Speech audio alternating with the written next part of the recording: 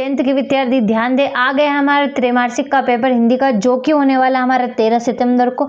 तो बिना time waste किए हम पेपर को देखते हैं, क्योंकि हमारे पास पूरा पेपर आ गया, आपका एकदम असली पेपर आ गया है। तो आप बिना टाइम वेस्ट किए इसे जल्द से जल्द कंप्लीट करें, ताकि आप पेपर में अच्छे से अच्छे अंक प्राप्त कर सके। तो बिना टाइम वेस्ट किए हमारा पहला प्रश्न शुरू करते हैं। तो पहला है, सही विकल्प चुनकर लिखिए। तो इसमें उद्धव ने गोपियों को क्या संदेश दिया? तो क्या संदेश दिया? योग साधना का संदेश दिया। तो इसका सही आंसर है योग साधना। अगला है, छायावाद के प्रतिनिधि कवि हैं। तो छायावाद के प्रतिनिधि कवि कौन है? जयशंकर प्रसाद है। अगला है, संचारी भाव की संख्या है। तो संचारी भाव की संख्या कितनी है? 33 है।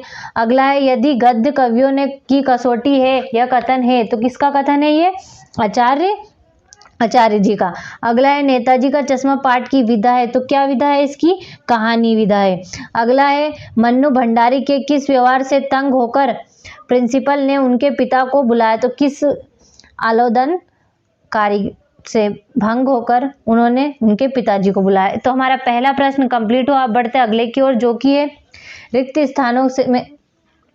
स्थानों में सही शब्द चुनकर लिखिए। तो पहला है, कवि के सरल स्वभाव के कारण डॉट डॉट ने धोखा दिया। तो किसने धोखा दिया था उसको?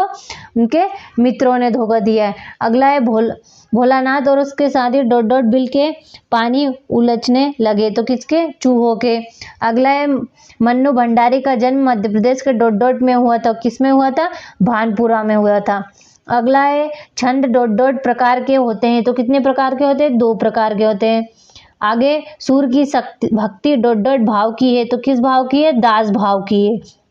आगे, बाल गोविंद भगत डॉट डॉट के ही गीतों को गाते और इन्हीं के आदर्शों पर चलते थे। तो किन के गीतों को गाते थे? कबीरदास के गीतों को गाते थे और इनके ही आदर्शों पे चलते थे। तो हमारा तीसरा प्रश्न है, सही जोड़ी देखिए, मिलाइए। तो हमारी सही जोड़ी है,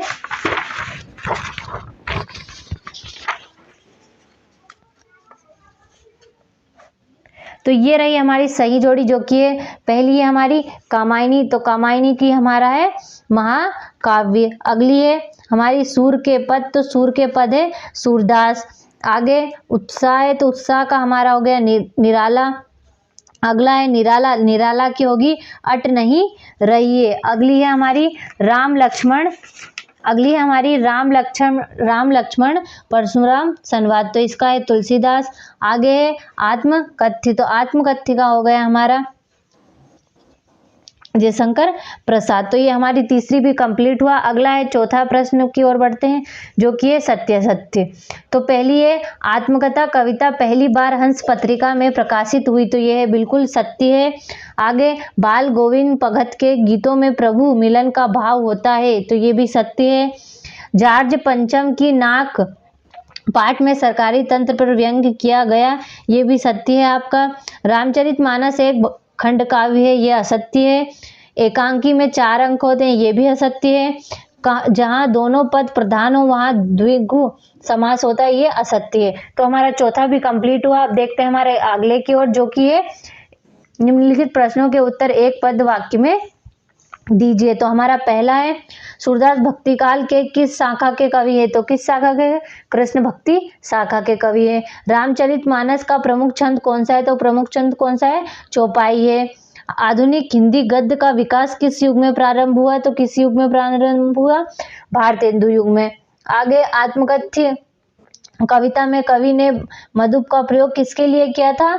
स्वयं के लिए। और यह सशस्त्र भाव कौन था? तो ये आप हमें नहीं मिल पाया है, तो आप अपनी कॉपी में से ढूंढकर कंप्लीट करें।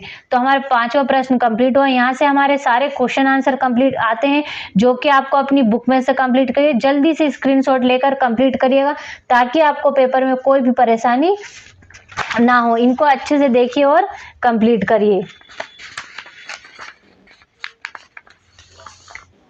तो ये हमारा 11वां प्रश्न हो गया। इनको सभी को देखकर अच्छे से पढ़कर कंप्लीट करें, ताकि आप पेपर में अच्छे से अच्छे अंक प्राप्त कर सकें। हमारे प्रश्न थोड़े ज़्यादा हैं और हमारे पास समय बिल्कुल कम है, लेकिन हमारे प्रश्न सारे इजी से हैं, तो आपको कंप्लीट करने में कोई भी परेशानी नहीं होगी। तो इनको जल्दी से देखिए और कंप्लीट करें। हमारी यही आशा रहती है कि आपको पेपर में अच्छे से अच्छे अंक प्राप्त हो। तो ये पूरा पेपर आपका हो गया, इसे आप अच्छे से देखिए और कंप्लीट करिए। अगर आपको ऐसे ही पेपर की वीडियो चाहिए तो एनसीईआरटी कोचिंग को सब्सक्राइब करें।